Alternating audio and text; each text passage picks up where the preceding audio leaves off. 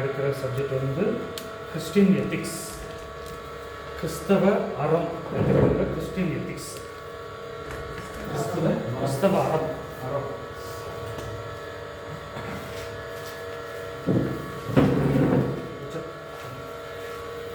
ட்ராயரில் இருப்பாங்க.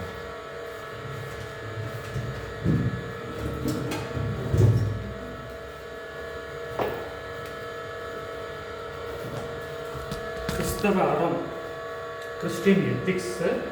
ஸோ இதில் நம்ம என்ன படிக்க போகிறோம்னா, கிறிஸ்தவத்தின் பார்வையில் நீதி நெறிகள், கிறிஸ்தவத்தின் பார்வையில் நீதி நெறிகள், நெறிமுறை.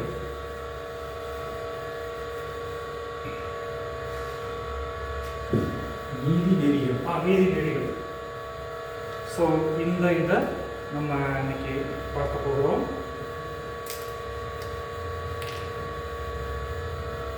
இன்னைக்கு சில தலைப்புல நம்ம பார்ப்போம். முதலாவது எழுதிக் கொள்ளுங்க. ஓர் கிறிஸ்தவர் எல்லா தொழில்களையும் செய்யலாமா? ஓர் கிறிஸ்தவர் எல்லா தொழில்களையும் செய்யலாமா?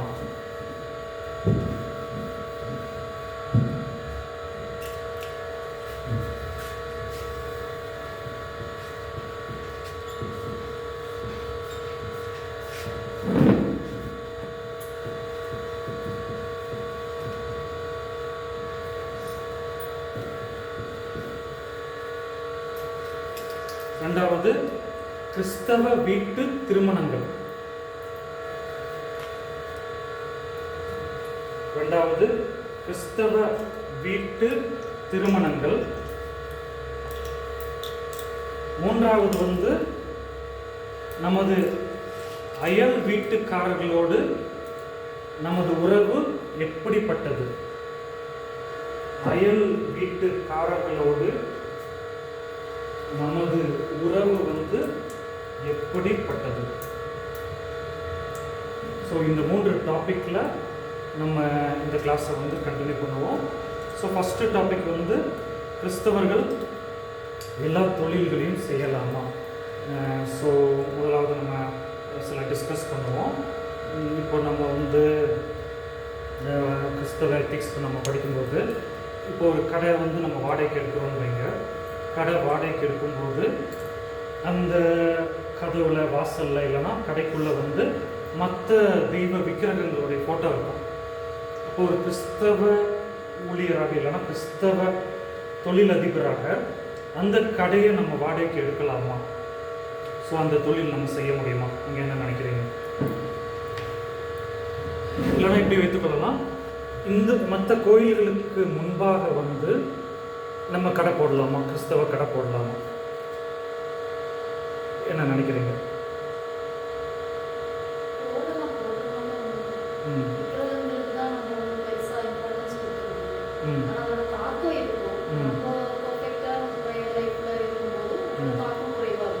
குறைவா? இல்லைன்னா இப்படி மற்ற திருவிழாக்கள்லாம் இருக்குல்ல, அந்த திருவிழாக்களில் நமது கடையை நம்ம பிஸ்னஸாக போடலாமா?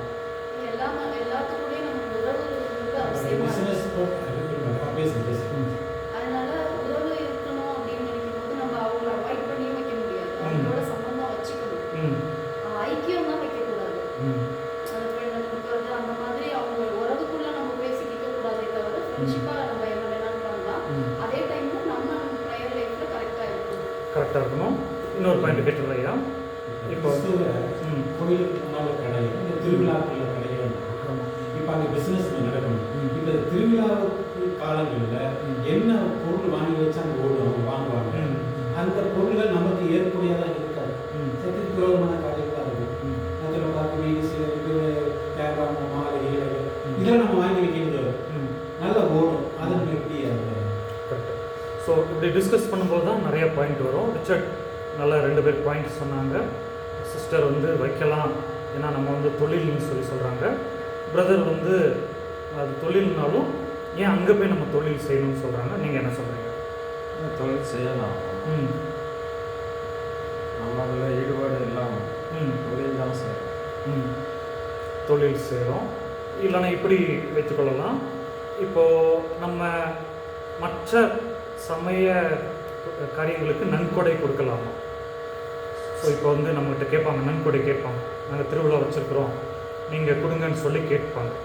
ஸோ கவனிங்க, இந்த பைபிள் என்னுடைய ஸ்டடி வந்து நான் இதுதான் சரின்னு சொல்ல மாட்டேன். நம்ம டிஸ்கஸ் பண்ணுவோம்.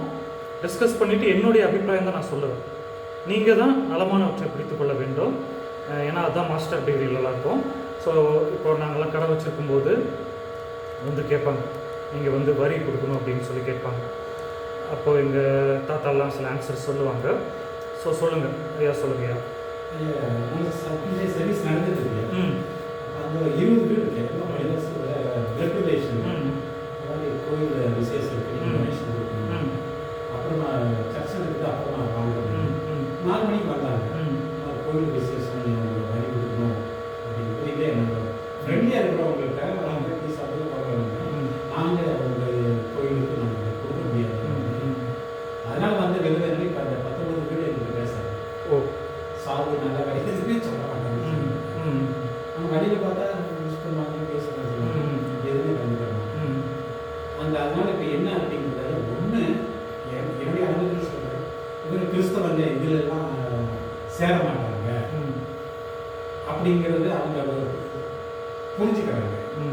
ரெண்டாவது, நம்ம அதுக்கு விக்கிரகத்துக்கு நம்ம காணிக்கை கொடுக்குறோம் அப்படின்னா அது ஏற்றுக்கொள்ளவே முடியாது. ஓகே, ஸோ ஒரு விசுவாசி இப்போ அந்த மாதிரி இடத்துல எப்படி அவர்கள் செயல்பட வேண்டும்? விசுவாசி இப்போ கடை வைக்கலன்னா அவருக்கு நஷ்டமாயிடும். ஸோ திருவிழா டைம்லலாம் நஷ்டமாயிடும். அப்போ அந்த நஷ்டத்தை எப்படி ஈடுகட்டுறது? இது திங்க் பண்ணுங்கள். இது நீங்கள் கட்டுரையில் எழுதுங்க, ஹோம்ஒர்க்குன்னு சொல்லி எழுதுங்க. ஹோம்ஒர்க் வந்து ஒரு விசுவாசி மற்ற சமய வழிபாடு பகுதிகளில் வியாபாரம் செய்யலாமா?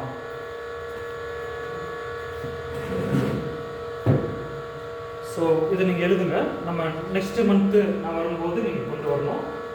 ஒரு சும்மா 2 பக்கம் கட்டுரை, 2 பேஜ் போதும். நெக்ஸ்ட் மந்த் வரும்போது நீங்கள் கொண்டு வாங்க.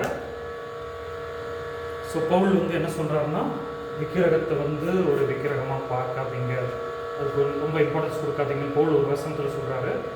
இன்னொரு வசனத்தில் என்ன சொல்கிறாருன்னா, பலமுள்ள நீ வந்து கோயிலில் போய் நீ சாப்பிட்டுட்டு இருந்தீங்கன்னா பலவீனமான சகோதரன் இடர்கள் அடைவான். ஸோ அடுத்த பாயிண்ட் எழுதிக்கொள்ளுங்க, ஹோம்ஒர்க்கில் அடுத்த பாயிண்ட்டு. ஒரு விசுவாசி அன்னதான காரியங்களில்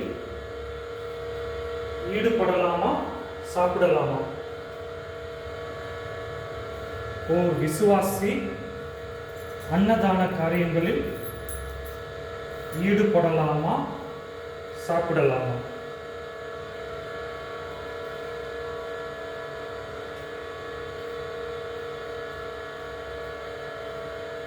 அது இந்த பாயிண்ட்லேயும் நீங்கள் எழுதும்போது நோட் பண்ணிக்கோங்க. உங்கள் ஃப்ரெண்டு ஒருத்தர் இருக்கிறாங்க வைத்துக்கொள்ளுங்க. அவர் கோவிலில் அன்னதானம் செய்கிறார். அப்போ அவர் வந்து உங்கள்கிட்ட காசு கேட்குறாரு, அன்னதானத்தில் நிறைய பேருக்கு நாங்கள் ஏழைகளுக்கு சாப்பாடு கொடுப்போம் அப்படின்னு. அப்போ ஒரு விசுவாசி அந்த ஃப்ரெண்டுக்கு நீங்கள் காசு கொடுத்து உதவலாமா? அப்படின்னு அதையும் திங்க் பண்ணுங்க. ஸோ கொடுக்கலாமா, கொடுக்கக்கூடாதா, இந்த காரியத்துக்கு எப்படி வந்துச்சு அப்படின்னு சொல்லி யோசிங்க. யோசிக்கும்போது சில டிஸ்கஸ் பண்ணும்போது நிறைய காரியங்கள் வரும். எங்கள் சித்தப்பா வந்து, எங்கள் சித்தப்பா தெரியுமையா, வேதராஜ் நந்துட்டியில் இருந்தார். ஸோ அவர் வந்து ஒரு கம்பெனியில் ஒர்க் பண்ணிட்டு இருந்தார். அப்போ கம்பெனியில் வந்து அவங்க கொடுக்குற சரக்கு வந்து மாற்று மத விக்கிரகங்கள் இருக்கும், அந்த பையில் இருக்கும். அந்த பையை அவர் தூக்கி, இவர் நல்ல விசுவாசி, சபையில் நல்ல விசுவாசி, ஆனால் வேலைக்கு போகும்போது அந்த பையை தூக்கிட்டு தோளில் வச்சுட்டு அப்படியே போகணும். பஸ்ஸில் ஏறும்போது அப்படியே தூக்கி வச்சுட்டு அப்படியே ஏறுவார், இது பண்ணுவார். அப்போ நாங்கள் கிண்டல் பண்ணுவோம். நம்ம சர்ச்சில் உள்ள மூப்பர் ஐயா வந்து என்ன பண்ணுறாருன்னா, விக்கிரகத்தை தூக்கிட்டு சுமந்து போகிறாரு, வியாபாரத்துக்கு தான் போகிறாரு. பட் அந்த விக்கிரகம் இது இருக்குது. ஸோ பொன்னியரிசியில் கிருஷ்ணா ரைஸ்ன்னு சொல்லி ஒரு ரைஸ் இருக்குது, தெரியுமா? அது நல்ல பொன்னியரிசி, அது நாங்களும் அதுதான் வாங்குகிறோம். ஸோ நம்ம ஒரு படம் போட்டிருக்கோம், அதை ஒரு விசுவாசி வாங்கிட்டு வரலாமா? ஸோ நான் ஆன்சர் சரி 2 நிமிஷம் டிஸ்கஸ் பண்ணுவோம். வாங்கி அந்த அரிசியை சாப்பிடலாமா, கிருஷ்ணா ரைஸை சாப்பிடலாமா? இதே மாதிரி சூழ்நிலையா தீபாவளியா பல வீட்டு மிஸ்லாம் அவங்க பக்கத்து வீட்டுக்கு கொண்டு வராங்க. நாங்கள் ஒர்க் பண்ணும்போது பேசும்போது ஓகே. அப்போ அவங்க சொன்னது நாங்கள் பூஜை பண்ணிட்டாங்க, பூஜை அறையில் வைக்கிறதுக்கு முன்னாடி செஞ்சவங்க உங்களுக்கு எடுத்து வரோம் அப்படின்னு சொல்லி வந்து கொடுக்குறாங்க. அது நம்ம ஸோ இதெல்லாம் திங்க் பண்ணிட்டு இதெல்லாம் கிறிஸ்தவ அறத்திற்குள்ள வரும். அப்போது கிருஷ்ணா ரைஸ் தான் நம்ம இதெல்லாம் ஜோசப் ரைஸ் இருக்காமா இல்லைல்ல? ஓகே. ஸோ இல்லைனா ஸோ இது எப்படி நான் இப்போ இன்னொரு கருத்து நான் சொல்கிறாங்க, நம்ம விசுவாசத்தின் அளவை பொறுத்து. இப்போ அப்படி பார்த்தோம்னா இப்போ அந்த அரிசி நம்ம அந்த படத்தை பார்க்கணும் அப்படின்னாக்க அதை விளைவிக்கும் போது நெல் போடும்போது அவங்க சூரிய பகவானை கும்பிட்டு தான் அதை வந்து விளைவிச்சு எடுத்துக்கிறோம். அப்போ எல்லாத்தையுமே நம்ம அவாய்ட் பண்ண வேண்டியிருக்கும். ஸோ நம்ம விசுவாசத்தின் அளவை பொறுத்தது. பவுல் தெளிவாக சொல்கிறாங்க, பலமுள்ள நீங்கள் வந்து கோயிலில் போய் சாப்பிட்டாலும் தப்பு இல்லை பவுல் சொல்கிறாரு அந்த வசனத்தில். ஆனால் ஒரு மற்றவங்க இடரலாகனா ஒரு புதிய விசுவாசி வந்து நம்ம போய் கோயிலில் அன்னதானம் சாப்பிட்றத பார்த்து என்னடா இது பைபிள் காலேஜ் படிக்கிறாங்க கோயிலில் போய் சாப்பிட்றாங்கன்னு சொல்லி அவங்க சர்ச்சுக்கு வராமல் போய் அவங்க கோயிலுக்கு போயிட்டாங்கன்னா நீ அவருக்கு இடர் உண்டாங்க. அதான் பவுல் சொல்கிறாரு. அப்போ அது தப்பு அப்படின்னு சொல்லி சொல்கிறாரு. ஆனால் புரிந்து கொள்ளுங்க, பலமுள்ள விசுவாசி வந்து தீபாவளி பலகாரத்தை சாப்பிட்டாலும் நான் சாப்பிடுவேங்க சில நேரம் ஒன்றும் செய்வேன். ஏன்னா விசுவாசத்தில் நமக்கு ஒன்றும் செய்யாதுன்னு சொல்லி சாப்பிடுவேன். ஆனால் அதே நிமிஷம் நீங்களும் சாப்பிடுங்கன்னு சொல்லலாம். ஏன்னா உங்கள் விசுவாசம் வேறையாக இருக்கலாம், அம்மா விசுவாசம் வேறையாக இருக்கலாம், ஐயா விசுவாசம் வேறையாக இருக்கலாம். ஸோ இது எப்படி நம்ம ஹேண்டில் பண்ணுறது? அப்போது இதுக்கு நான் என்ன சொல்வேன், ஐயா இப்போ வந்து அயலகத்தில் வந்து நமக்கு பலகாரம் கொடுக்கும்போது சில பேர் வந்து ஸ்ட்ரெயிட்டாகவே சொல்லிடுவாங்க, நாங்கள் சாப்பிட மாட்டோம்னு சொல்லிடுவாங்க. அப்படி சொல்லும்போது அவங்களோட ஃப்ரெண்ட்ஷிப் மிஸ் ஆகுது. நீங்கள் சாப்பிடாதீங்க, பட் வாங்கி பிச்சைக்காரங்களுக்கு ஏழைகள் கொடுக்கும்போது அவங்கள நம்ம ஃபேஸ் பண்ண முடியும். நாளைக்கு கிறிஸ்மஸ் கேக் கொண்டு போய் கொடுக்கும்போது அவங்களுக்கு வந்து நம்ம சில காரியங்களில் ஈடுபட முடியும். ஸோ இதெல்லாம் நம்ம திங்க் பண்ணணும். ஒரு விசுவாசியோட அறம் எத்திக்ஸ் வந்து நம்ம எப்படி இருக்கணும். சிம்பிளாக சிஸ்டர் சொன்னது போல் நம்ம அவங்களுடைய ஃப்ரெண்ட்ஷிப்பை மிஸ் பண்ணிடக்கூடாது. ஆனால் அவங்களுடைய ஃபெல்லோஷிப் நமக்கு வேணும். அவங்களுடைய ஃப்ரெண்ட்ஷிப் வேணும், அவங்களுடைய ஃபெல்லோஷிப் இருக்கக்கூடாது. அவங்கக்கிட்ட பார்த்து பேசி மற்றவங்க ஃபங்க்ஷனுக்கு கூப்பிட்டாங்கன்னா நீங்கள் போங்க, அவங்க ஹாலில் இருந்து சிரித்து பேசுங்க. அவங்களுடைய உள் ரூம்குள்ளே பூஜை ரூம்குள்ளே போகாதீங்க, பெட்ரூம்குள்ளே போகாதீங்க. ஹாலில் இருந்து நல்லா சிரித்து பேசுங்க. பேசிவிட்டு சரி நான் இப்போ ஒரு வேலை இருக்குன்னு சொல்லி எஸ்கேப் ஆகிடும். ஸோ இப்படி செய்யுங்க. முதல்ல நம்ம கேட்டது போல் ஒரு விசுவாசி வந்து எல்லா தொழிலும் செய்யலாமா, அது வந்து இது பண்ணுங்க. அதுக்கப்புறம் வந்து இன்னொரு முக்கியமான பாட்டு, இப்போது சில பெரிய கம்பெனிஸ்லாம் வந்து என்ன பண்ணா கம்பெனி முதலாளிங்க இவங்கெல்லாம் வந்து பார்ட்டியில் ட்ரிங்க்ஸ் சாப்பிடுவாங்க. அப்போது ஒரு விசுவாசி வந்து அதுக்குள்ளே போகலாம். அந்த கிளப்பு சென்னை பெங்களூர் போன்ற இடத்துலலாம் வந்து பார்ட்டிஸ்ன்னு வைப்பாங்க, பெரிய ஹோட்டலில் வைப்பாங்க, அங்கே ட்ரிங்க்ஸ் இருக்கும். அப்போ நம்ம உள்ளே போகாமல் வெளியே நின்று அவாய்ட் பண்ணணுமா, இல்லை அங்கே போய் ட்ரிங்க்ஸ் எடுக்காமல் அவாய்ட் பண்ணணுமா? ஸோ இதெல்லாம் நீங்கள் திங்க் பண்ணுங்க. ஸோ என்ன நினைக்கிறீங்க? உள்ளே போகாமே உள்ளே போய் எனக்கு வேணாம்னு சொல்கிறதுக்கு உள்ளே போகாமல் ஏதாவது ரீசன் சொல்லி அவங்களும் பாதிக்கப்படாத மாதிரி ஒரு மனசுக்கான காரணத்தை சொல்லி ஒதுங்கிறது நல்லது. ஸோ இதெல்லாம் திங்க் பண்ணிக்கோங்க. இன்னும் நிறையா இருக்குங்க நம்ம டிஸ்கஸ் பண்ண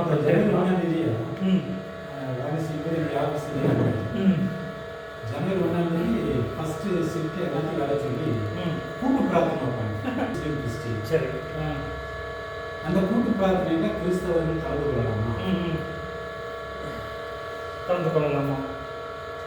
ஆமாம், இது நல்ல கேள்வி. ஸோ கூட்டு பிரார்த்தனையில் கலந்து கொள்ளக்கூடாதுன்னு தான் நம்ம சொல்லலாம் இல்லையா? நீங்கள் என்ன சொல்கிறீங்க?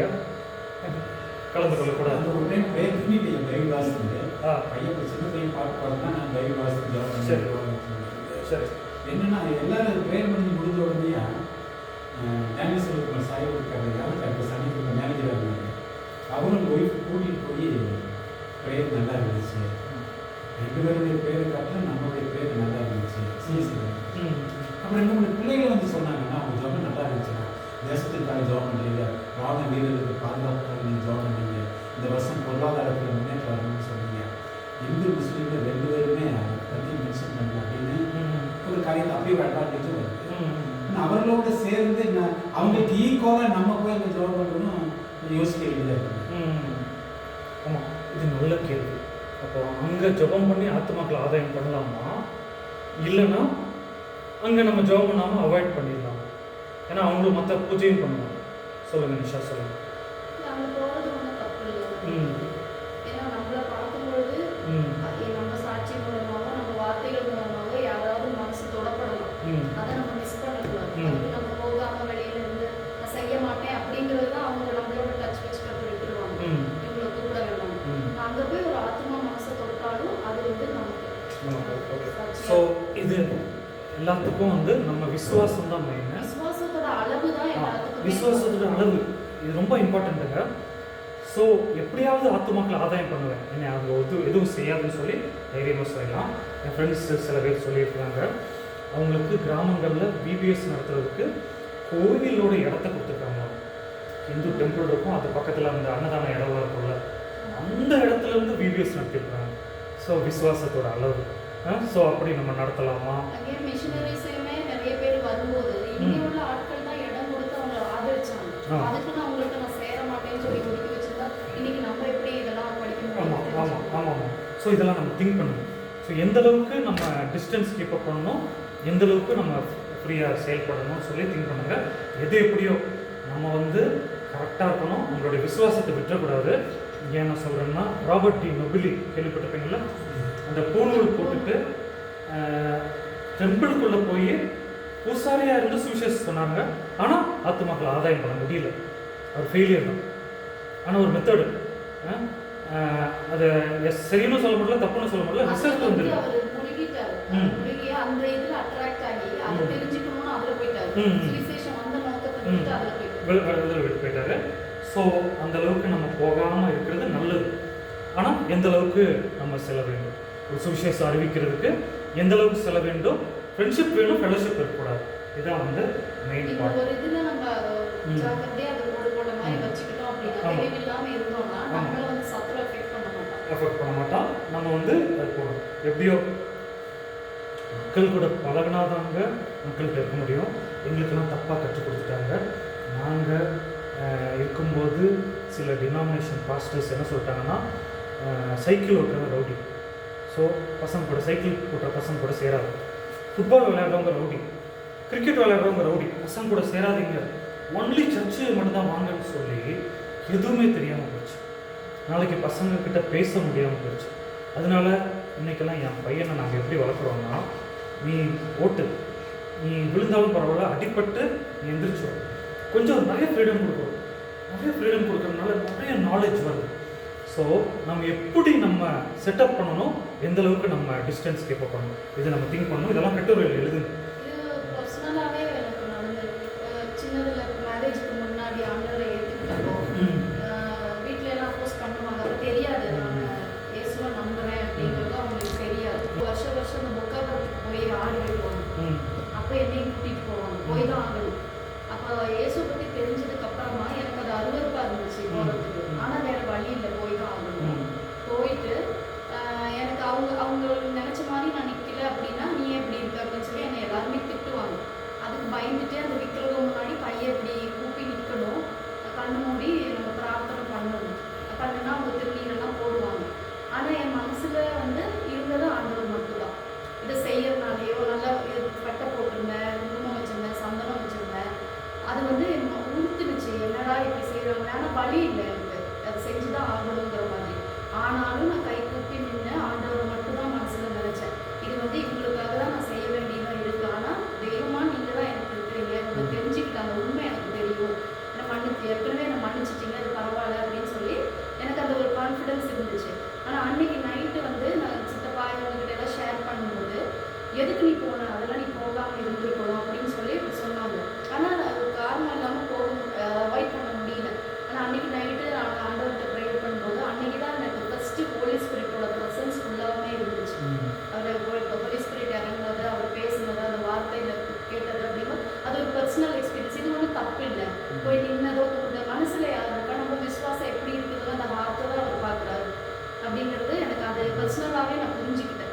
மற்றவங்க சொல்லியோ கேட்டோம்ல, பர்சனலாக அவர் வெளியில் உள்ள ட்ரெஸ்ஸிங்கோ நம்ம பண்ணுற அலங்காரத்தையும் அவர் பார்க்கல, உள்ள ஹார்ட் எந்த அளவுக்கு அவருக்காக நம்ம கொடுத்துருக்கோங்கிறத அவர் பார்க்கணும். ஓகே. ஸோ ஆனால் இது வந்து புதிய பிலீவர்ஸ்க்கு ஓகே. இப்போ நீங்கள் வந்ததுக்கப்புறம் மறுபடியும் போய் இருக்க முடியாது. ஆமா. ஸோ மறைமுக கிறிஸ்தவர்கள், ரகசிய கிறிஸ்தவர்களுக்கு சிஸ்டர் சொல்கிறது ஓகே. ஏன் நான் அதை சொல்கிறேன்னா, சில பாஸ்டர்ஸ் வந்து புதுசாக ஒரு ஆத்மா வரும்போது எடுத்தோடனே அவங்க திட்டுறாங்க, பூ வைக்காத, பொட்டை அழிச்சிடு அப்படி இப்படின்லாம் சொல்கிறாங்க எடுத்த உடனே. ஸோ அவங்களுக்கு என்ன ஆகுதுன்னா சில நேரம் இடரல. நம்ம என்ன பண்ணணும்னா கரெக்டாக அவங்கள கைட் பண்ணணும். ஸோ முதல் பாயிண்ட் வந்து நம்ம கொஞ்சம் தெளிவாயிட்டோம், கிறிஸ்தவங்க என்ன பிஸ்னஸ் பண்ணணும்னு சொல்லி. ரெண்டாவது பாயிண்ட்டு, கிறிஸ்தவர்கள் திருமணத்தில் எப்படி செயல்பட வேண்டும். இன்னைக்கு கண்டிப்பாக நம்ம இதை டிஸ்கஸ் பண்ணி ஆகணும். என் ஃப்ரெண்டு ஒருத்தர் நல்ல பைபிள் காலேஜ் படிச்சுட்டு இருந்தாங்க, இங்கே மலையாள தம்பி, இங்கே சமரகன் ஹாஸ்பிட்டல் பக்கத்தில். நல்ல ஃபேமிலி, நல்ல ஹோலி ஸ்பிரிட்டில் நிறைஞ்சு டங்ஸ் பேசுகிற ஃபேமிலி. அவங்க தங்கச்சி வந்து அவங்களும் நல்ல ஃபேமிலி. திடீர்னு என் ஃப்ரெண்டு ஒரு நாள் வந்து லீவ் போட்டு ஊருக்கு போயிட்டான். என்னாச்சு அப்படின்னு சொல்லி கேட்கும்போது அவன் சொன்ன காரியம், சிஸ்டர் வந்து திடீர்னு ஒரு பொண்ணை வந்து லவ் பண்ணி, இந்து பொண்ணை வந்து லவ் பண்ணி கூட்டிகிட்டு ஓடி போயிட்டான். சாரி, இந்து பையனை லவ் பண்ணி ஓடி போயிட்டான் வீட்டை விட்டு. இவங்க அதுக்கப்புறம் துரத்திட்டு போயிட்டு அவங்கள கண்டுபிடிச்சதுக்கப்புறம் அந்த பிள்ளை வந்து சூசைட் அட்டம்ப்ட்லாம் பண்ணான்னு நினச்சி அதுக்கப்புறம் ப்ராப்ளம்லாம் சால்வ் ஆகி, பட் நல்ல ஒரு விசுவாசப்படும் சால்வ் ஆகி கூட்டிகிட்டு வந்தாங்க. இன்றைக்கி 2 குழந்தைங்களோட நல்லா தான் இருக்கிறாங்க வெளியே பார்க்குறதுக்கு. பட் ஒரு போதகராக, ஒரு இதாக நம்ம வந்து விக்கிரக மேரேஜுக்கு நமது ஃபேமிலியில் இல்லைன்னா நம்ம சபையில் நம்ம பிள்ளைங்க இல்லைன்னா பேர பிள்ளைங்க யாராவது லவ் பண்ணும்போது விக்கிரகத்தில் நான் கல்யாணம் பண்ணுறேன்னு சொல்லும்போது நமது ரியாக்ஷன் எப்படி இருக்கும்? நம்ம அதுக்கு சப்போர்ட் பண்ணலாமா, பண்ணக்கூடாதா? 99% 100% சப்போர்ட் பண்ண மாட்டாங்க. பண்ணக்கூடாது. சரி, 100% பண்ணக்கூடாது. பைபிள் படி பண்ணக்கூடாது. ஓகே. ஸோ இதில் நம்ம தெளிவாக இருக்கிறோம், எல்லாருமே தெளிவாக இருக்கிறோம். உடனே சொல்கிறாங்க, இந்துக்காரங்க சொல்கிறாங்க, என்னத்தையும் சொல்கிறாங்க, டெத் சர்வீஸ், அடக்கம் பண்ணுற முறைகள், திருமண முறைகள் கிறிஸ்தவ சூப்பர் அப்படின்றாங்க. நம்ம இங்கே பொட்டடிச்சுட்டு சட்டம் மூலம் டான்ஸை போட்டுட்டு என்னது அறுபது பாருங்க அப்படின்னு சொல்கிற இந்துக்கள் நிறைய பேர் இருக்காங்க. சரி, ஸோ ஐயா கரெக்டாக சொன்னாங்க. பைபிள் படி நம்ம வந்து அதை அக்செப்ட் பண்ணவே கூடாது. ஆனால் இதில் இன்னொரு பாயிண்ட் இருக்குங்க. ஆண்டவர் சொல்லியிருக்காரு, மோவா புத்திரரை சார்ந்தவங்க கர்த்தருடைய சபைக்குள்ளே வரக்கூடாது, 10ஆம் தலைமுறை ஆனாலும் வரக்கூடாது. அப்போ எப்படி ரூத் உள்ள வந்தாங்க? ரூத் வந்து மோவாபிய பெண். என் தேவன் உன்னுடைய தேவன், உன் தேவன் என்னுடைய தேவன் சொல்லி அப்படி மாமியை கட்டி பிடிச்சதுனால ஆண்டவர் அங்கீகரித்து ரூத் மூலமாக தாங்க தாவீது ராஜா வந்து இயேசு கிறிஸ்து வந்தாங்க. என்ன சொல்ல வர்றேன்னா, நம்ம வந்து அது ஆப்போசிட் பண்ணணும், கடுமையாக எதிர்க்கணும். ஆனால் அவங்க உறுதியாக இருந்தாங்கன்னா நம்ம பேசணும், நம்ம சபையில் உள்ள வாலிபர்கள்கிட்ட பேசணும். உறுதியாக இருந்தாங்கன்னா கடைசி சாய்ஸாக கல்யாணம் பண்ணி வைக்கிறதாங்க ஒரு பாஸ்டர் செய்யணும். நான் எத்திக்ஸ் சப்ஜெக்ட் வந்து எத்திக்ஸு பேலன்ஸாக பேசிகிட்டு இருக்கிறேன். ஏன்னா அப்படி இல்லைன்னா அவங்க ரொம்ப இடறி போகிறதுக்கு வாய்ப்பு இருக்குது. சில பேர் சாகிறதுக்கு கூட வாய்ப்பு இருக்குங்க. நம்ம மறுபடியும் என் பாயிண்ட்டை புரிஞ்சுக்கொள்ளுங்க. 99% நம்ம எதிர்க்கிறோம். பைபிள் வசனத்தை எல்லாத்தையும் சொல்லணும். சில பேருக்கு எவ்வளோ சொல்லியும் அவங்க கேட்க மாட்டாங்க, வெளியே ஓடி போய் கல்யாணம் பண்ணிட்டு வந்துடுவாங்க, சபைக்கு வருவாங்க. நம்ம வாங்கன்னு சொல்லி ஏற்றுக்கொள்ளணுங்க. ஏன் சொல்கிறேன்னா, சில போதகர்கள் வந்து நீ வெளியே போகணும் துரத்தி விட்டுருவாங்க. அவங்க இடறி போனவங்க நிறைய பேர் இருக்காங்க. ஒன்றும் இல்லைங்க, நம்ம நிஷா சிஸ்டர் வந்து அந்த இதில் ஒரு எக்ஸாம்பிள், நல்ல எக்ஸாம்பிள். இயேசுவை அறியாத குடும்பத்தில் உள்ளவர். டேனி வந்து இயேசுவை அறிந்த குடும்பத்தை சார்ந்தவர். அப்போது ரூல்ஸ் படி அந்நிய நுகத்தில் பொண்ணு எடுக்கக்கூடாது. ஆனால் இவங்க வந்து ரூத்த மாதிரி எபோவ் த ரூல்ஸ். ஸோ இதை நம்ம திங்க் பண்ணுங்க. நம்ம பைபிள் காலேஜ் படிக்கும்போது நம்ம மைண்டு வந்து இதாகணும். அதுக்குன்னு நான் வந்து கல்யாணம் பண்ணேன்னு சொல்லலை அந்நிய நுகத்தில். பட் வேறு வழி இல்லைன்னா ஆண்டவர் அங்கீகரிக்கும் போது நம்ம கொஞ்சம் இறங்கி வரணுங்க. ஸோ நான் சொல்கிறத விட நிஷா அவங்க சாட்சியை சொல்லும்போது கரெக்டாக இருக்கும். எல்லாரும் கேட்டுட்டோம். சொல்லுங்கள் நிஷா, எது வந்து ஆண்டவருக்குள்ள உங்களை கொண்டு வந்தது? இன்றைக்கி வந்து சொல்லப்போனால் டேனியை விட நிஷா வந்து வைராக்கியமாக இருக்கிறாங்க. ஆனால் இந்து குடும்பத்தை சார்ந்தவங்க. ஆனால் ஆண்டவர் முன்னாடியே அவங்கள டச் பண்ணிட்டாங்க, அவங்கள தேர்ந்தெடுத்துட்டாங்க. பட் எப்படி நீங்கள் லைட்டாக ஒரு 2-3 நிமிஷம் சொல்லுங்கள். எப்படின்னா, பிறந்தப்பயுமே வந்து என் மேலே ஆண்டவரோட திட்டம் இருந்துச்சா இதெல்லாம் எனக்கு தெரியாது. நான் வந்து எங்கள் அப்பாவுக்கு, எங்கள் அம்மா வந்து செகண்ட் மேரேஜ். அப்பாவுக்கு ஃபர்ஸ்ட் ஒய்ஃப் வந்து கேன்சரில் இறந்துட்டாங்க.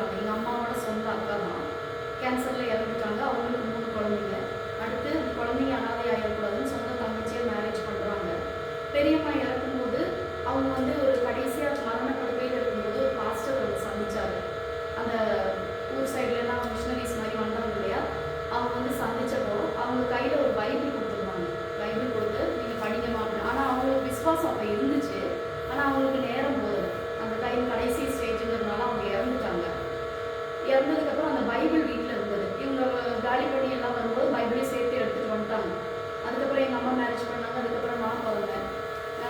பிறந்து ஒரு 30 டேஸ் இருக்கும்போதே எனக்கு வந்து இந்த கயிறு கட்டலில் வந்து என் கழுத்தை இறுக்கி பிடிச்சிருச்சு. நான் காலில் எத்தி எத்தி என் கழுத்து போய் அந்த கட்டலோட அந்த கயிறில் மாட்டிடுச்சு. அன்னைக்கு இறந்துருக்கணும் நான். ஆனால் அந்த பக்கத்தில் வேலைக்காரக்கா வந்து என்னை தூங்கிட்டாங்க.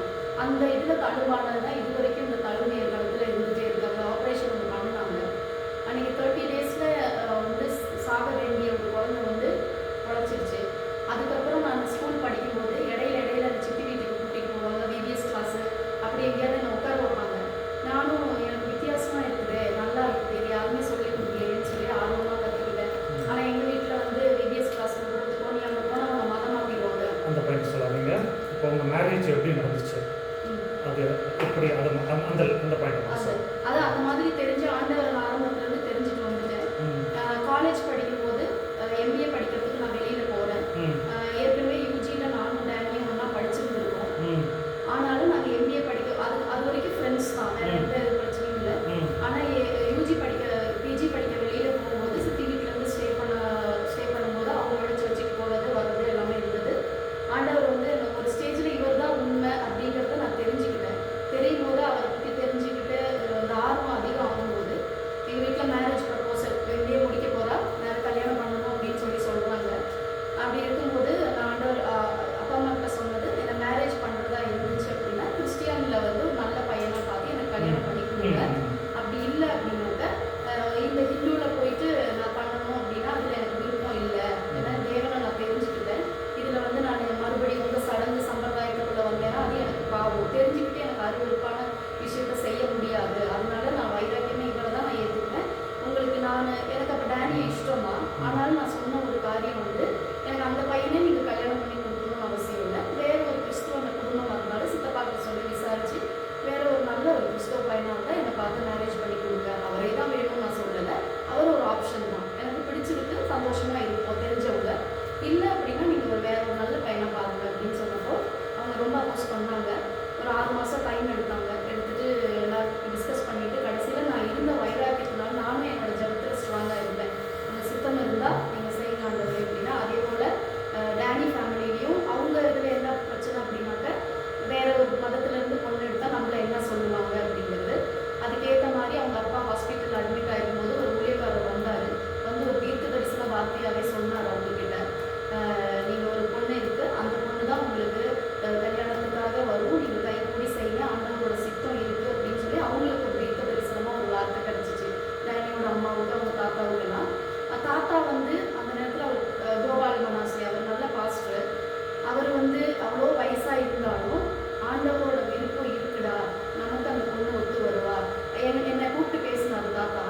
கூப்பிட்டு பேசினப்போ நான் ஆண்டவரை பற்றி அவர்கிட்ட கேட்டு தெரிஞ்சுக்கிட்டேன்னா அவர் மேலே உள்ள விருப்பத்தை, அதான் ஆண்டவர் மேலே எவ்வளோ என்கொயரி பண்ணி தெரிஞ்சுக்கிறேன்னு அவர் நினைக்கும் போது இந்த பொண்ணு நம்ம குடும்பத்துக்கு கரெக்டாக வருவா, ஆண்டவர் சித்தம் இருக்குது.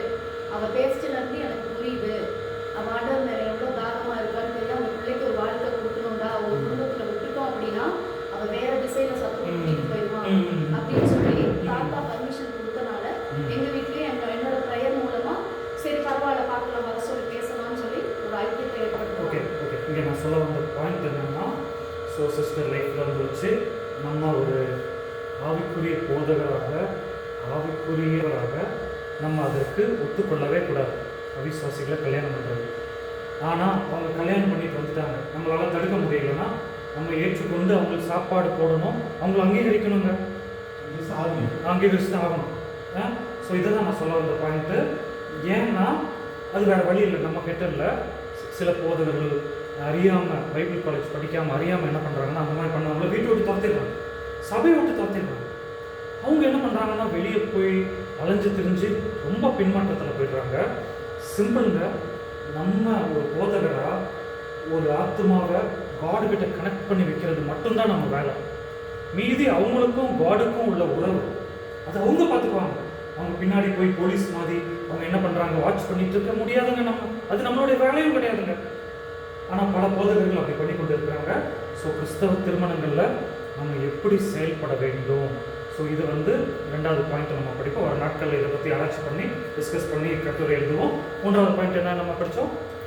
3வது பாயிண்ட் நமது அயல் வீட்டுக்காரர்களோடு நமது உறவை அயல் வீட்டுக்காரர்களோடு எப்படி இருக்கணும், நண்பர்களோடு எப்படி இருக்கணும் இப்படின்னு சொல்லி நம்ம இதை டிசைட் பண்ணணும். அப்போ நண்பர்கள் செய்கிற நல்ல காரியத்துக்கு நம்ம துணை போக வேண்டும், நண்பர்கள் எடுக்கிற முயற்சிக்கு நம்ம துணை போக வேண்டும். ஆனால் அவர்களோடு ஒரு அளவுக்கு தான் நம்ம இருக்க முடியும். விக்கிர காரியத்துக்கு நம்ம துணை போகக்கூடாது. விக்கிர காரியத்துக்கு துணை போகாமல் அவர்களுடைய நல்லது கெட்டது போன்ற நல்ல காரியங்களுக்கு நம்ம துணை போக வேண்டும். அப்போது எனக்கு ஒரு அனுபவம் இருக்குங்க. இப்போ நானும் ஒரு ஃப்ரெண்டும் 12th எக்ஸாம் எழுத போகிறோம். நல்லா ஞாபகம் இருக்குது. நந்தட்டியிலேருந்து கூடலூர் வரை வரணும். ஒரு நாள் நாங்கள் பஸ்ஸு வெயிட் பண்ணிவிட்டு சரி நம்ம நடந்தே போயிடுவோம் அப்படின்னு சொல்லி நடந்தே போயிட்டோம். ஹால் டிக்கெட்டு ஹால் டிக்கெட் வாங்கி வர டைம், ஹால் டிக்கெட் வாங்கிட்டு ரிட்டர்ன் வர டைமு நடந்தே போயிட்டோங்க. இப்போ ஃபஸ்ட்டு வந்து அந்த ஃப்ரெண்டு இந்து பையன், நான் கிறிஸ்தவ பையன். ஸோ இந்த சர்ச்சுக்கு அந்த பையனை கூப்பிட்டு போயிட்டேன். சர்ச்சுக்கு கூப்பிட்டு போயிட்டு ஹால் டிக்கெட் வச்சு பாஸ்டர் 2 பேருக்கும் ப்ரேயர் பண்ணார். ப்ரேயர் பண்ணி அனுப்பிச்சி விட்டார். வர வழியில் கோயில் இருக்குது. அவன் என்ன சொல்கிறான், நான் சர்ச்சுக்கு நான் வந்து இல்லை கோயிலுக்கு வான்னு சொல்லி சொன்னான். எனக்கு வர முடியாது சொல்லி சொல்லிட்டேன். அப்புறம் ஹால் டிக்கெட்டையாவது கொடு, நான் உள்ளே கொண்டு போய் நான் பூஜை பண்ணிட்டு வரேன்னு சொன்னான். அதுக்கும் முடியாதுன்னு சொல்லி சொல்லிட்டேன். இன்றைக்கி யோசிச்சு பார்த்தா அது கரெக்டாக தான் இருந்திருக்கு. ஆனால் தமாசு என்னன்னா, நானும் ஃபெயில் ஆகிட்டேன், அவனும் ஃபெயில் ஆகிட்டான் 12th. சரியா? அதுக்கப்புறம் வந்து பாஸ் ஆகி டாக்டரேட் வர போயிட்டேன். ஸோ இன்றைக்கி நினச்சா சிரிப்பாக இருக்குது. ஆனால் அந்த டைம்லேயே வந்து ஆண்டவர் ஒரு வைராக்கியத்தை கொடுத்தார். ஆனால் இது எப்படி ஹேண்டில் பண்ணுறதுன்னு தெரியல, நண்பர்களை எப்படி பண்ணுறதுன்னு சொல்லி தெரியல. ஆனால் அடுத்த நாள் வந்து அந்த நண்பர் என்னை கூப்பிட மாட்டோம், கூப்பிடாமல் இது பண்ணுவோம். ஸோ எந்த அளவுக்கு நம்ம நண்பர்கள்கிட்ட செயல்படணும், இது ஒரு பாயிண்ட்டு. அடுத்த ஒரு முக்கியமான பாயிண்ட்டுங்க, கிறிஸ்தவர்கள் அரசியலில் ஈடுபடக்கூடாதுன்னு சொல்லி தலைவர்கள்லாம் வந்து சபை தலைவர்கள்லாம் ரொம்ப நாளாக சொல்லிட்டு இருந்தாங்க. இப்போ என்ன ஆயிடுச்சுன்னா ஈடுபடணும்னு சொல்கிறாங்க. ஸோ இந்த வேதத்தின்படி ஈடுபடலாம். ஸோ இது எப்படி நம்ம எடுத்துக்கொள்வது? கிறிஸ்தவர்கள் அரசியலில் ஈடுபடும். பார்த்தா சாமுவேலே வந்து தீர்க்கதரிசி அல்லது எல்லாமே ஆலோசகராக தான் இருந்தாங்க, அரசியல் ஆலோசகராக இருக்காங்க. ஆமாம். ஈடுபடலைன்னா எப்படி ஆலோசனை கொடுக்க முடியும்? நல்ல தலைவனை உருவாக்கணும்னா ஆலோசனை. ஓகே. ஸோ உங்களுக்கு ஆண்டவர் அந்த அழைப்பு கொடுத்தாருன்னா தாராளமாக கட்சியில் போய் சேருங்க, சேர்ந்து ஈடுபடுங்க, செயல்படுங்க. ஆனால் பாயிண்ட்டு பைபிள் தான் ஃபஸ்ட்டு. சபை காரியங்களுக்கு தடை வரலன்னா தாராளமாக லாஸ்ட் டைம் எம்எல்ஏ ஏஜ் மோகனைய மர்மன் அவர் ஒருத்தர் எம்எல்ஏ உள்ள போனார். யார் சொல்லுங்க?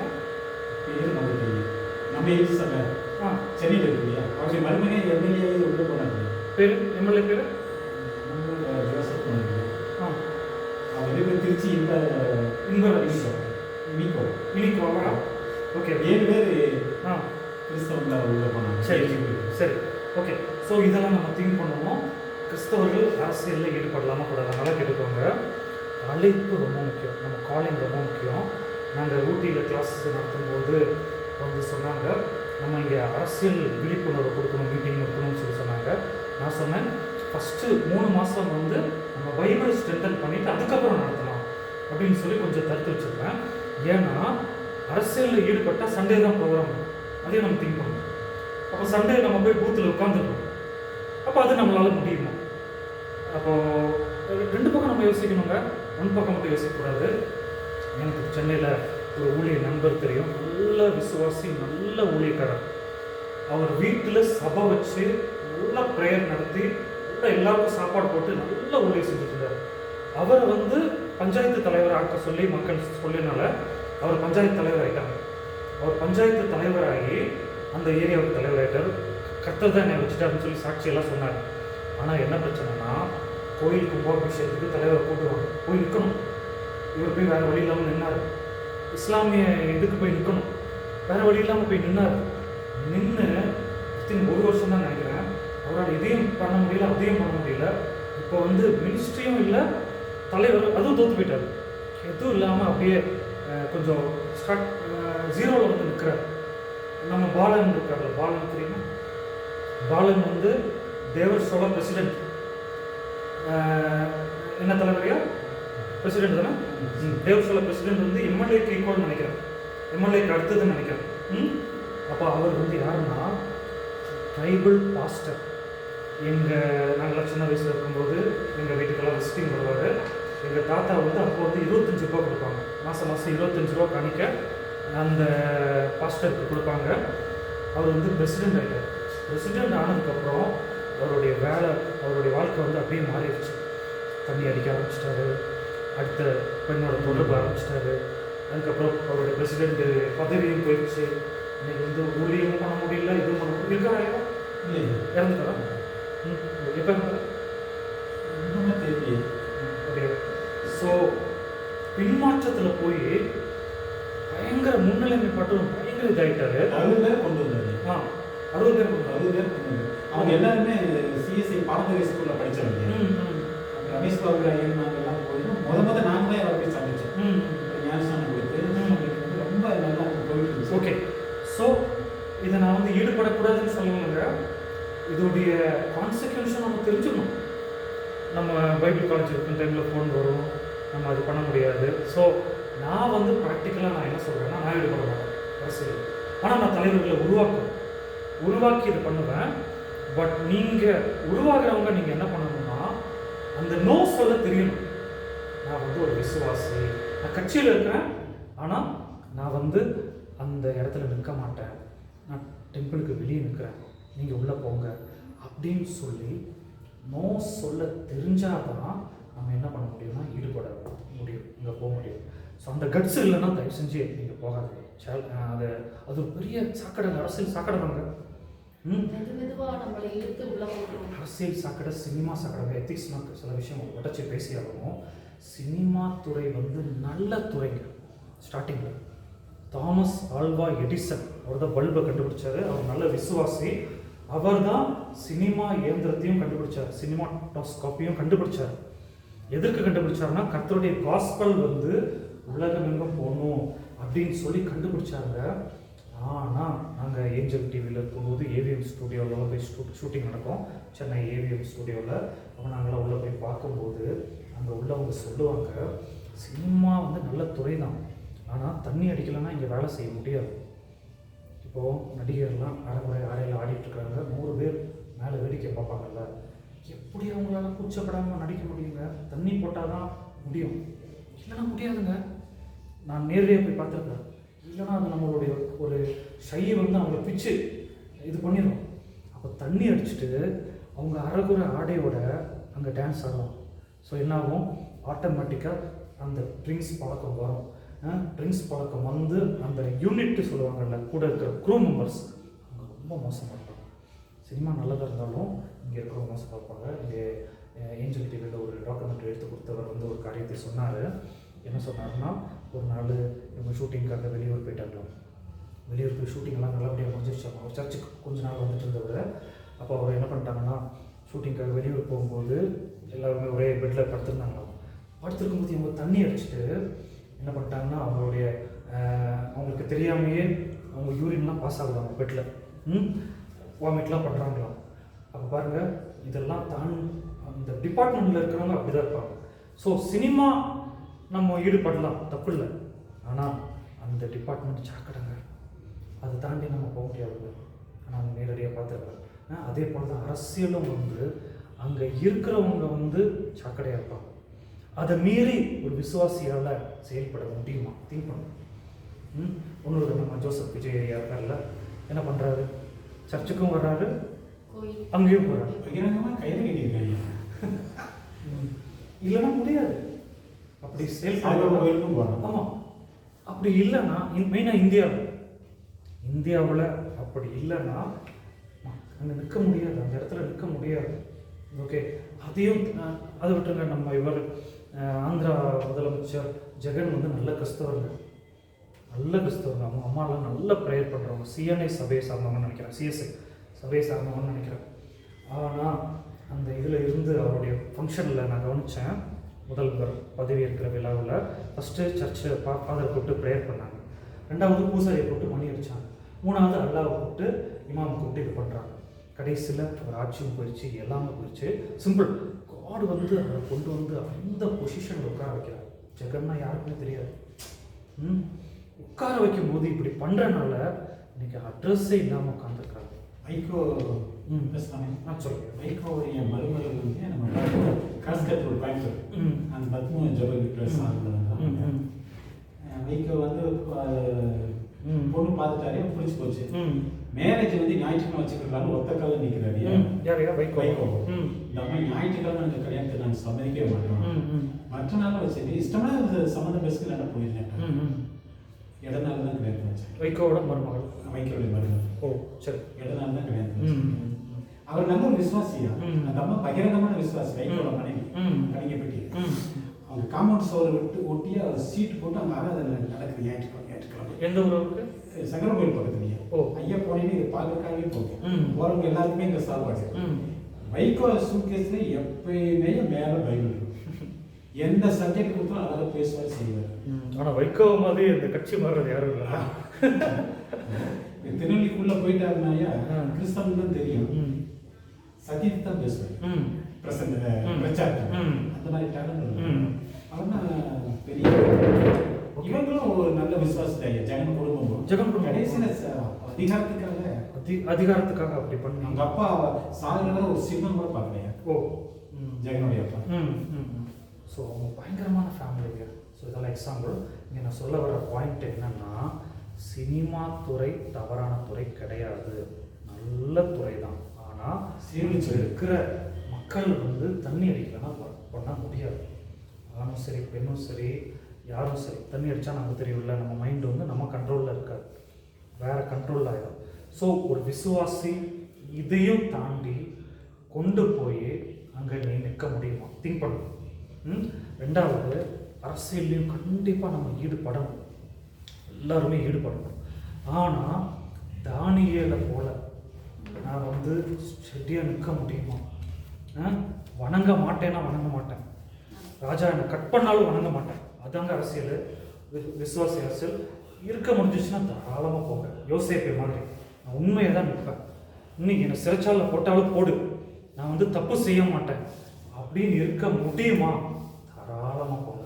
அப்படி முடியலையா அமைதியாக போகாமல் இருங்க. ஏன்னா நமக்கு நிறைய எக்ஸாம்பிள், பாலன் மாதிரி பிரசிடென்ட் எல்லாம் வந்து ஊழியக்காரர் 60 பேரை கொண்டு வந்தாங்கன்னா எவ்வளோ பெரிய விஷயம். 60 ட்ரைபல்ஸை கொண்டு வந்தாரா? ரொம்ப பெரிய விஷயம் அது.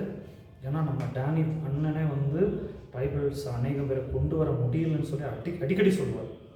அப்போ 60 பேரை கொண்டு வந்த ஒரு ஊழியக்காரரை பிசாசு வந்து வீழ்த்தி அப்புறம் உட்கார வச்சுட்டாங்கன்னா யோசிச்சு பாருங்கள். நல்ல ஸ்பீடு முக்கியம் இல்லைங்க, முடிவு தான் முக்கியம், ஃபைனல் தான் முக்கியம். அதான் பில்லி கிரஹாம் சொல்லிட்டாரு.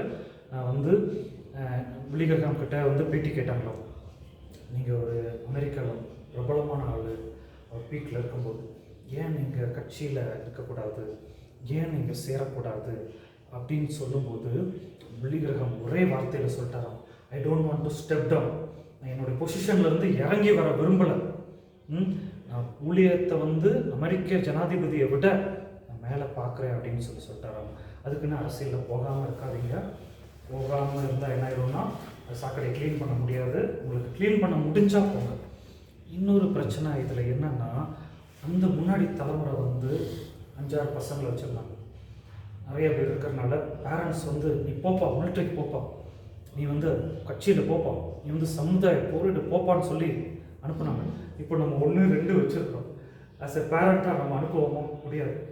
இருக்கிறதே 1-2 பசங்க. அப்போ நீ எனக்கு குடும்பத்துக்கு முக்கியம்னு சொல்லி.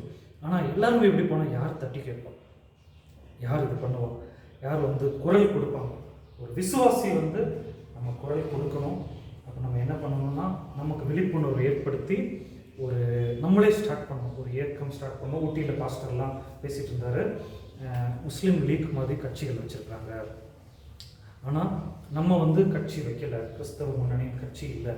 இன்னொன்று, நமக்கு இருக்கிறவங்ககிட்ட ஒற்றுமையே இல்லை, சுத்தமாக ஒற்றுமை இல்லாதனால நம்ம ரொம்ப பேக்கில் இருக்கிறோம் அப்படின்னு சொல்லி பேசினாங்க. இதை நம்ம திங்க் பண்ணணும். திங்க் பண்ணி ஆண்டவர் உங்களுக்கு லீட் பண்ணுறது போல போங்க. ஆனால் நான் பிலீவ் பண்ணுறேன், ஆண்டவர் நம்மளை லீடர்ஸாக தான் அழைச்சிருக்கிறாரு.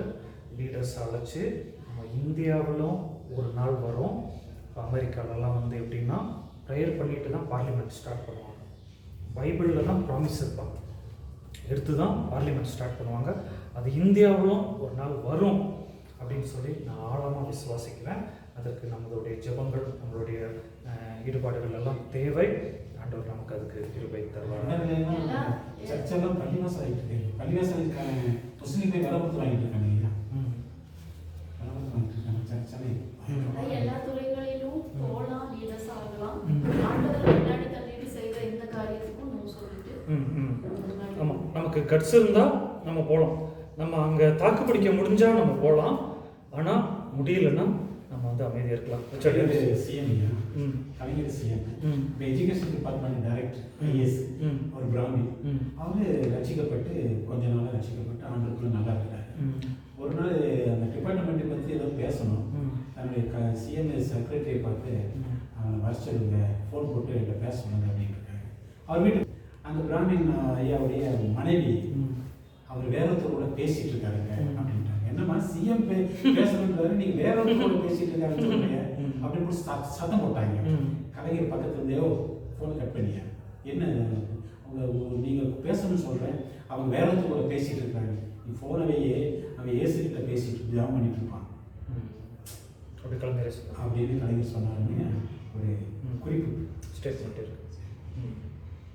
ஸோ இதெல்லாம் நம்ம திங்க் பண்ணணும். ஸோ இன்னைக்கு நிறைய பேர் இல்லாதனால நம்ம பண்ணிடலாம். ரிச்சர்ட் சொல்லுங்கள், இவ்வளோ நேரம் கேட்டுட்டு இருந்தீங்க, உங்கள் ஆலோசனை சொல்லுங்கள். சினிமாவில், அரசியலில் கிறிஸ்தவ வாலிபர்கள் ஈடுபடலாமா கூடாதா? அந்த சினிமாவில் இருந்தாங்க ஏவி ராஜன் கிறிஸ்தவ இல்லை கத்தி வச்சு காய்கறியும் வெட்டலாம், ஆலையும் வெட்டலாம். அந்த மாதிரி நம்ம பயன்படுத்துகிற விதத்தில் தான் இருக்குது. நம்ம சுவிசேஷம் அறிவிக்கிறதுக்கு சினிமாவை பயன்படுத்துகிறோம்.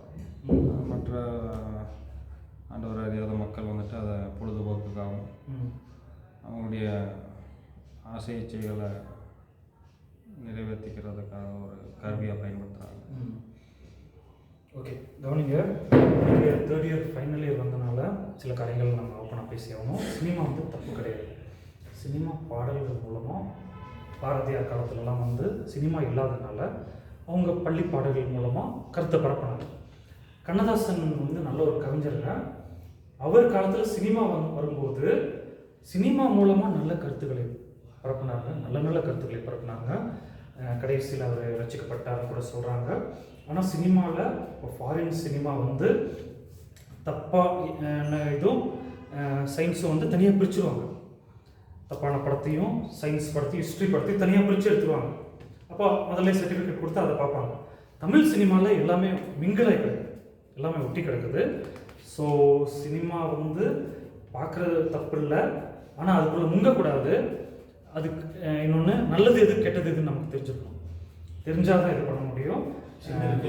ஆச்சோ, இந்த சினிமா பார்த்தேன், அதை பார்த்ததுனால திருந்தனேன்னு ஒருத்தர் கூட சொல்லலை. ஏழு கொண்டு சோறு அடக்கம் பண்ணா எப்படி அதை செஞ்சேன்னா நான் 3ஆம் நாள் படம் பார்த்தேன் அப்படின்னு சொல்லி சினிமா சமுதாயத்தை சீரழிக்க செய்யணும். ஓகே, நல்வழிகள். இப்போ ஐயா சொன்ன காரியம் நம்ம தமிழ் சினிமா. இப்போ நாங்கள் ஹெச்பி பைபிள் காலேஜில் படித்தோம். அப்போது வெள்ளைக்கார பாஸ்டர்ஸ் வருவாங்க. அப்போ நாங்கள் அவங்களுக்கு வந்து ஃபுட்டெல்லாம் எடுத்து கொடுப்போம். அப்போ அவங்க கேஷுவலாக பேசுவாங்க, டிட் யூ வாட்ச் தட் மூவின்னு சொல்லி பப்ளிக்காக பேசுவாங்க. அப்போ தான் எங்களுக்கு கஷ்டம், வித்தியாசமாக இருக்கும், என்னடா அப்படின்னு வித்தியாசமாக இருக்கும். பட் அப்புறம் தான் புரிஞ்சுக்கிட்டோம், அவங்க ஊரில் தப்பான படத்துக்கு தப்பான சர்டிஃபிகேட் கொடுத்து தனியாக வச்சுருவாங்க. சயின்ஸுன்னு சொல்லி தனியாக வச்சுருவாங்க. ஹிஸ்ட்ரின்னு சொல்லி தனியாக வச்சுருவாங்க. இவங்க அதை தான் பார்த்து பேசிகிட்டு இருக்காங்க. ஆனால் தமிழில் அப்படி முடியாது. ஐயா சொன்னது போல யூடிசியில் ஐயரும் இருப்பார், காலேஜ் பிரின்சிபால் இருப்பாங்க, ஸ்டூடெண்ட் கியூவில் நிற்பாங்க டிக்கெட் வாங்குறதுக்கு. இங்கேருந்து சொல்லிட்டு எனக்கு டிக்கெட் வாங்கிக்கிறாங்க யூடிசியில். ஐயா சரி, நான் சினிமாவில் பார்த்தது கிடையாது, தியேட்டரில் போயெல்லாம் பார்த்தது கிடையாது. ஆனால் இப்போ தமிழ் சினிமா வந்து எல்லா காதல் இதை தான் மையமாக வச்சு உருவாக்கப்பட்டது. காதல் மட்டுமாயா லைஃப், அதுக்கு மேலே எவ்வளோ இருக்கு. ஸோ இதை நம்ம புரிந்து கொள்ள வேண்டும். மலையாள சினிமா கொஞ்சம் வேறுபட்டதாக இருக்குல்ல. மலையாள சினிமா, ஆமாம், மலையாள சினிமா வந்து இப்போ நான் கேள்விப்படுறேன். நான் சினிமா பார்த்தது கிடையாதுங்க, பட் எனக்கு நியூஸ் பேப்பர் படிப்பேன், நியூஸ் கேள்விப்படுவேன். நிறைய டாக்குமெண்ட்ரி எடுக்கிறாங்க சினிமாவில். ஹலோ, எங்கே இருக்கிறீங்க? நான் வாங்க, உள்ள வா. ஓகே, சரி. ஸோ மலையாள சினிமா வந்து நிறைய டாக்குமெண்ட்ரி எடுக்கிறாங்க. இப்போ நம்ம ஒரு ராஜா பற்றி எடுத்தாங்கல்ல, பரசு ராஜாவா, பழசி ராஜான்னு சொல்லி ஒரு ராஜாவை பற்றி டாக்குமெண்ட்ரி நம்ம ஒரு ராஜாவை பற்றி எடுத்துருக்குறாங்க.